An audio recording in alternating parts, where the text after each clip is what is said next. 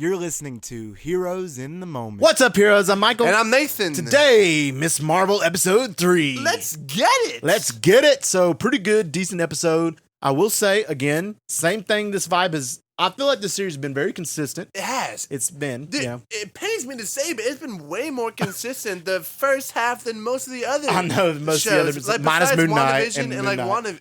Moon Knight and WandaVision. Yeah. Besides that, it's way more consistent. Right. Oh, yeah. And that hurts me to say.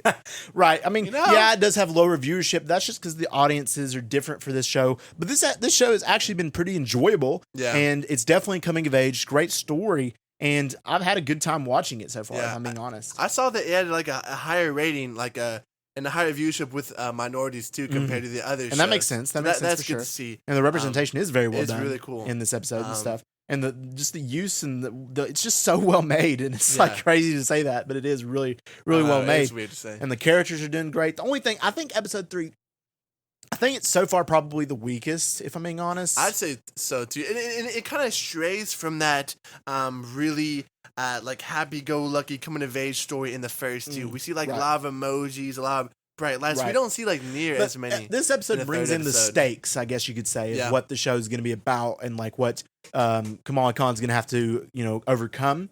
And we see that, and I didn't really understand a lot of the part of the bad guys. It was a little bit confusing to me, and because they were good and then they're bad, but we of course thought that they'd be bad. And they're of course being the genies or the Djinn, as other people call them. So that was actually, I mean, that's cool. Yeah. It struck me as odd because we've seen them be patient for, I guess, like thousands of years, like waiting to go back home, right?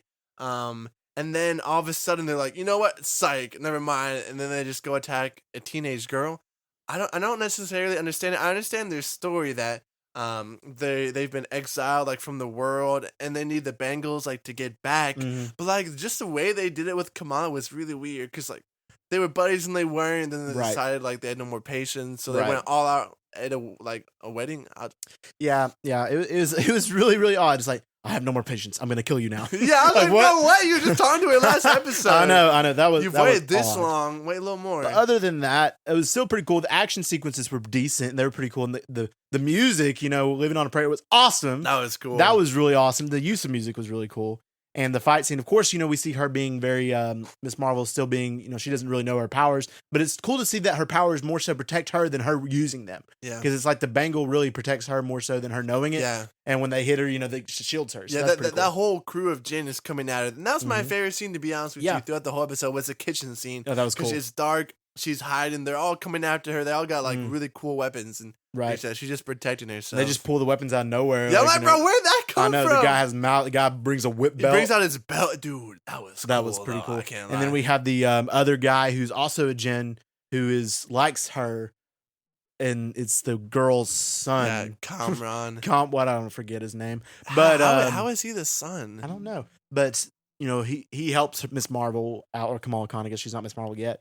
But he helps her out, so that was pretty cool to see. And it was cool to see that in the opening scene, we go back to 1942, and we see they haven't aged, of course, they're still Djinn, because they're from a different dimension, and I think it's pretty cool, and it's a newer concept, because we've seen different dimensions in like Doctor Strange, but it's cool to see, more in that in different projects, like Miss Marvel's introducing us to a Djinn dimension, and stuff like that, and it's cool to see that, and we see her grandmother has involvement with that stuff, and maybe, was Miss Marvel once, had the powers of the bangle as well, so that's cool to see.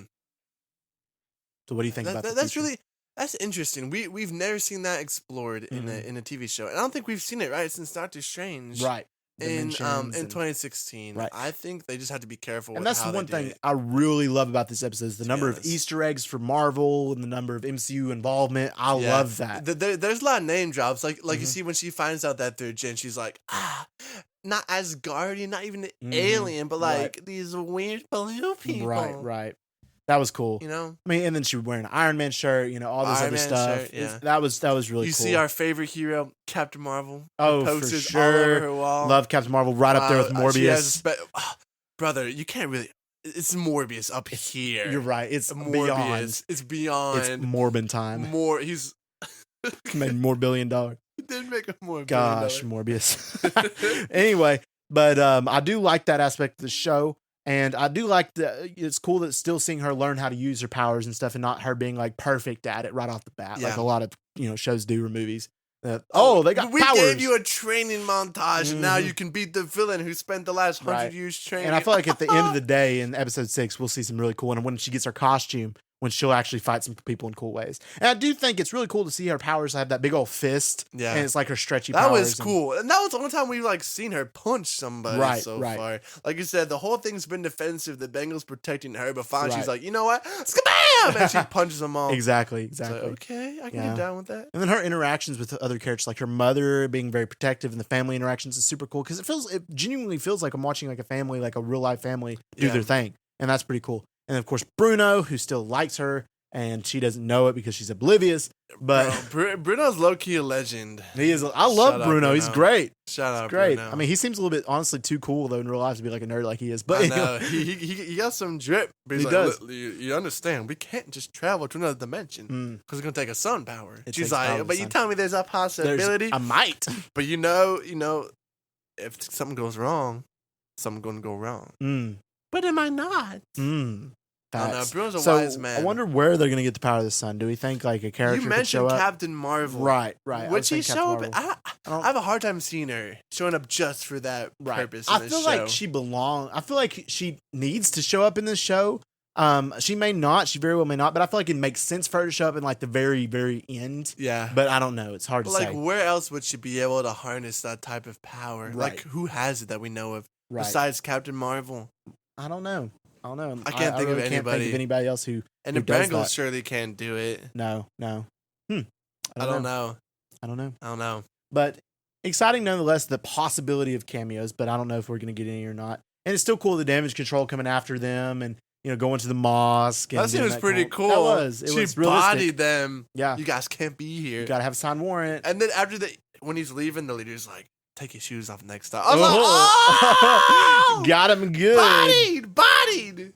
That's cool. That's hilarious. But yeah, so that's pretty much, I mean, I don't know, like, in Bruno, we find out is going away.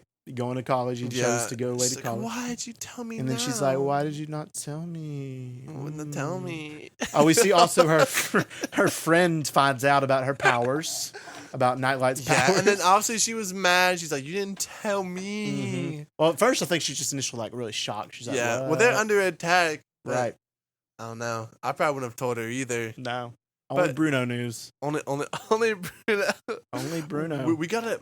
I feel like we gotta talk about though when she got her comic accurate mask though. That was cool. One of that party thing, the biggest moment. Like that's what she wears in the comics. That's what she's known for. She has a Tyler mask. I don't know how it shields her identity, but how would who gave that to her? Was it Cameron? I can't remember. It was said her mother like had something at the door for her. It may have been the Cameron guy. It might have been her grandmother. Could have been I bet it was her grandmother sent it to her. Maybe it was the one she wore. To be honest, we were kind of laughing about Morbius during this part. We were talking about all the Morbius spin-off movies. Dude, Morbius. Have you guys heard about the Venom 3 title?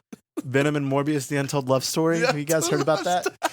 I'm so hyped. It's going to have, I'm calling it right now, 98% of Rotten Tomatoes. It's going to make more $1 trillion. Not even $1 billion. More $1 trillion. More $1 trillion. It's going to be crazy. It's going to go crazy. And then I can't wait for the fourth one, Venom plus Morbius and Ant-Man. It's going to be great. Great.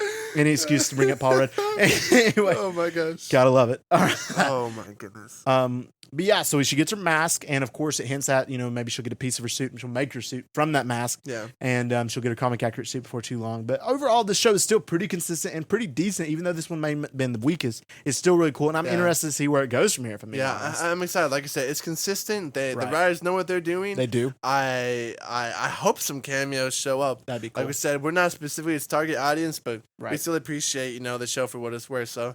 I've enjoyed watching this so far. Yep. So I'm excited for the future, and hopefully it just continues to be good. All right. If you guys enjoyed this episode, let us know by giving us a review and a download. Here's in the Moment. It's available on Spotify and Apple Podcasts. So go ahead, check us out, and we'd really appreciate it. We would. As far as announcements go, Kenobi is officially over. Mm-hmm. So from now on, we'll just be releasing Miss Marvel, the last 3 episode breakdowns on Thursdays. So stay tuned. Thursdays, 5 a.m. we'll be dropping. So stay tuned. Stay tuned. And we just want to thank y'all for listening. And as always, we love you 3000.